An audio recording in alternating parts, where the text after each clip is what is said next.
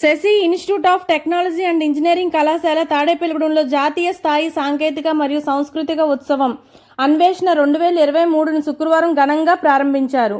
ఈ కార్యక్రమానికి ముఖ్య అతిథులుగా సినీ నటుడు సత్యదేవ్, సవర్ట్ కంపెనీ సీఈఓ సంకర్షన్ ముఖ్య అతిథులుగా విచ్చేశారు. ఈ కార్యక్రమంలో పాల్గొన్న కళాశాల చైర్మన్ బూరుగుపల్లి వేణుగోపాల్ కృష్ణ మాట్లాడుతూ విద్యార్థులు క్రమశిక్షణతో చదువుకుని ఉన్నత శిఖరాలను అధిరోహించాలని ఆకాంక్షించారు. కళాశాల వైస్ చైర్మన్ మేక నరేంద్ర కృష్ణ మాట్లాడుతూ విద్యార్థులు శశి అన్వేషణ ద్వారా తమ ప్రతిభను సాంకేతిక మరియు సాంస్కృతిక రంగాల్లో ప్రదర్శించి విద్యార్థులు తమ నైపుణ్యతను పెంచుకోవాలని అన్నారు. కళాశాల ప్రిన్సిపల్ డాక్టర్ మొహమ్మద్ ఇస్మాయిల్ మాట్లాడుతూ శశి అన్వేషణ ఫెస్ట్లో సుమారు 3800 మంది విద్యార్థులు పాల్గొన్నారని అన్నారు. ఈ కార్యక్రమంలో ముఖ్య అతిథిగా పాల్గొన్న సవర్ట్ కంపెనీ సీఈఓ సంకర్షన్ మాట్లాడుతూ విద్యార్థులు తమకు ఇష్టమైన రంగాన్ని ఎంచుకుని అందులో రాణించాలని ఆకాంక్షించారు. సినీ నటుడు సత్యదేవ్ మాట్లాడుతూ విద్యార్థులు సమయపాలన పాటించి ఆత్మవిశ్వాసంతో తమ ప్రతిభను వ్యక్తీకరించాలని అన్నారు. అనంతరం అకాడమిక్ మెరిట్ సాధించిన విద్యార్థులకు ల్యాప్టాప్లను బహుమతులుగా అందించారు. Paper presentation, poster presentation, project expo, technical quiz మొదలగు సాంకేతిక మరియు సాంస్కృతిక కార్యక్రమాల్లో విద్యార్థులు ఉత్సాహంగా పాల్గొన్నారు. ఈ కార్యక్రమంలో అన్వేషణ కోఆర్డినేటర్ డాక్టర్ టి సుబ్రహ్మణ్యం, వివిధ విభాగాల అధిపతులు, అధ్యాపకులు, విద్యార్థులు తదితరులు పాల్గొన్నారు.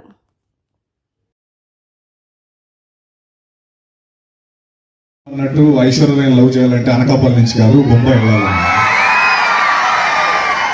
అంటే నేను హైదరాబాద్ వెళ్ళాలి, నాకు ఆప్షన్ లేదు. ఏంటి ఆప్షన్ అన్నప్పుడు అప్పుడు నాకున్న క్లారిటీకి, నాకున్న థాట్ ప్రాసెస్కి నాకు అర్థమైంది ఏంటంటే, నాకు ఇంజనీరింగ్ డిగ్రీ ఉంది కంప్యూటర్ సైన్స్లో.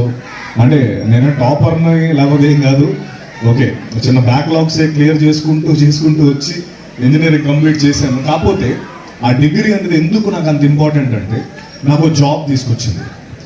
నాకు జాబ్, నేను అనుకున్నాను ఫస్ట్ నేను యాక్టర్ అవ్వాలంటే హైదరాబాద్ వెళ్ళాలంటే ఇంట్లో వాళ్ళకి సెక్యూరిటీ చెప్పాలి. ఏంటి, ఊరికే వెళ్ళి నేను సినిమాలో ట్రై చేయకూడదు, నేను ఒక జాబ్ చేస్తే వాళ్ళు కూడా ఒక సెక్యూరిటీ ఉంటుంది అని చెప్పి కంప్యూటర్ సైన్స్ దాంట్లో ఒక జాబ్ తెచ్చుకున్నాను. అఫ్కోర్స్ దీనికి ఇక్కడికి మళ్ళీ వెనక్కి వస్తాను. దీనికి ముందు ఒక చిన్న ఇన్సిడెంట్ చెప్పాలి. అది క్యాంపస్ ప్లేస్మెంట్స్ గురించి, మనందరికీ కనెక్ట్ అయ్యే ఒక విషయం గురించి. మా క్యాంపస్కి నేను చదువుకున్న రోజుల్లో చాలా పెద్ద కంపెనీ ఒకటి వచ్చింది, యాక్సెంచర్. అప్పుడు చాలా మందికి తెలియదు. ఇట్ వాజ్ బ్యాక్ ఇన్ 2007 అనమాట. నాది 2008 పాస్ అవుట్. 2007లో యాక్సెంచర్ వచ్చినప్పుడు చాలా మందికి తెలుసు, చాలా తక్కువ మందికి తెలుసు, ఎక్కువ మందికి తెలియదు. తెలిసిన వాళ్ళు నేను ఒకడిని. ఈ యాక్సెంచర్ కొట్టేస్తే మనం ఇక్కడి నుంచి ముందు బయటపడిపోవచ్చు అని చాలా కష్టపడ్డాను. కాకపోతే యాప్టిట్యూడ్ టెస్ట్ అనేది నాకు ఎప్పుడు అసలు, నాకు మ్యాథ్స్ చూస్తేనే తారే జమీన్ పర్ కిడ్లా అయిపోతాను అనమాట. నాకు మ్యాథ్స్ అర్థం కాదు, ఆ నెంబర్స్ ఏంటి, మ్యాథ్స్ ప్రాబ్లమ్స్ పట్టేవాడిని నేను. ఇప్పటికీ మ్యాథ్స్ నాకు రాదు. కాకపోతే ఏదో కొద్దిగా నా పక్కన ఉన్నోడి సాయంతో, నాకున్న టాలెంట్తో ఆ పేపర్లో కొంచెం చూశాను. అందరినీ మీరు మళ్ళీ మీకు ఛాన్స్ వస్తే చేయండి, దొరికిపోతే నా పేరు చెప్పండి. ఆ రోజు నాకు కుదిరింది అంతే. సో ఆ యాప్టిట్యూడ్ టెస్ట్ కాస్త ఫస్ట్ కంప్లీట్ చేశాను. ఎందుకంటే నాకు తెలుసు గ్రూప్ డిస్కషన్ తర్వాత మిగతావన్నీ నేను గుమ్మేస్తాను, ఎందుకంటే మనం బాగా మాట్లాడతాం, నా ఫీలింగ్ అప్పట్లో. ఆ గ్రూప్ డిస్కషన్ అవన్నీ క్లియర్ చేసాను.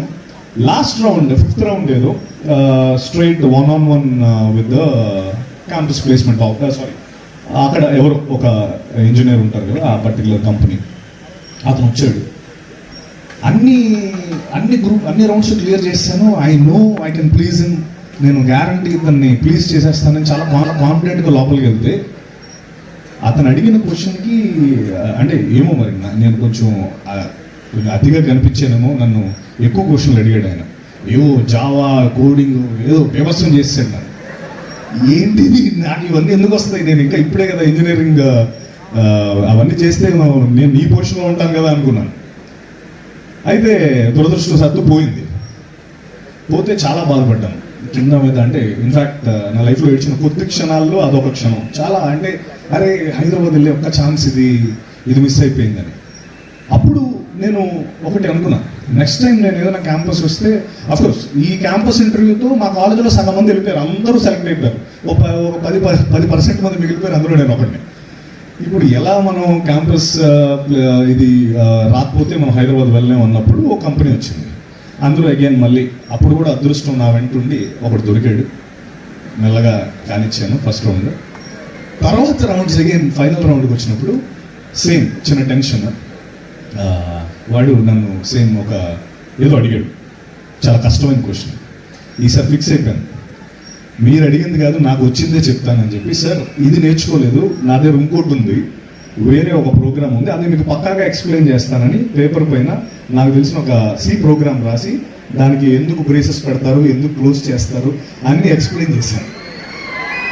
ఎక్స్ప్లెయిన్ చేస్తే అప్పుడు నేను అంటే నాకు తెలుసు ఇది పోయింది, ఇది కూడా పోయింది, కానీ నాకు వచ్చిందేనే ఇతనికి తెలుస్తుంది, లేదంటే మరి ఏం రానోడు అనుకుంటాడని అది కూడా చెప్పేశాను. బయటకు వచ్చిన పోయిందిరా, ఇంకా మన హైదరాబాద్ అసలు పోయినట్టే అనుకున్నా. నేను సెలెక్ట్ అయ్యాను ఆ కంపెనీ. అప్పుడు నేను సెలెక్ట్ అయిన తర్వాత నాకు అర్థమైన విషయం ఏంటంటే, ఇక నా టైంలో అర్థం కాలేదు. అక్కడి నుంచి బయటకు వచ్చి చాలా వేళ్ళు అయిపోయింది కాబట్టి మన లైఫ్లో నేర్చుకున్న చాలా విషయాలు ఏజ్ పెరుగుతున్న కొద్దీ ఫిలాసఫీస్ అవుతాయి. ఆ ఫిలాసఫీ ఏంటంటే, కాన్ఫిడెన్స్తో నువ్వు నమ్మినది కాన్ఫిడెంట్గా నువ్వు చెప్పాలి.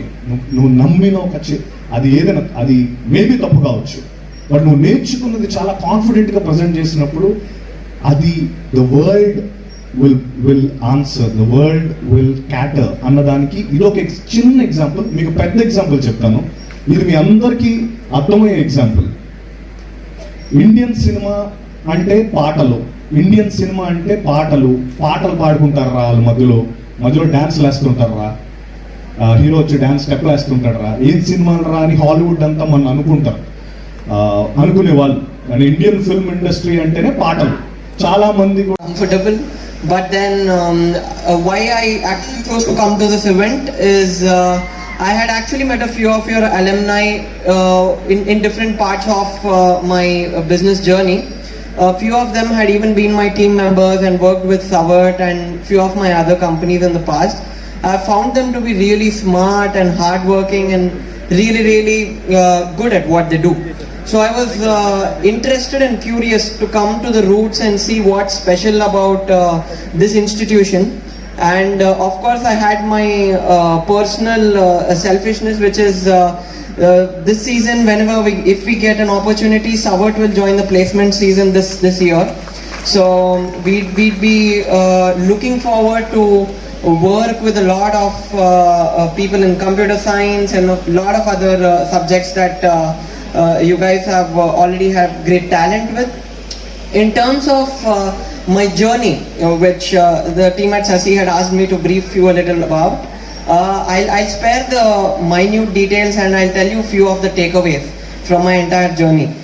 So when I dropped out of my bachelor's, that was a decision that happened incrementally. There was not one day when I said, okay, I'll kind of stop studying. That indeed happened, but then the decision was over time.